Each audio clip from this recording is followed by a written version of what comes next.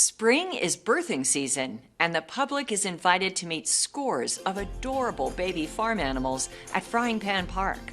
Newborns are expected to arrive from March to May.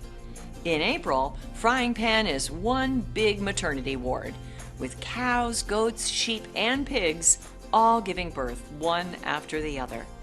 After the births, the babies are carefully monitored for several days to make sure they're feeding properly and getting stronger. Once they're thriving, and depending on the weather, the farm staff put the babies with their mothers where the public can see them.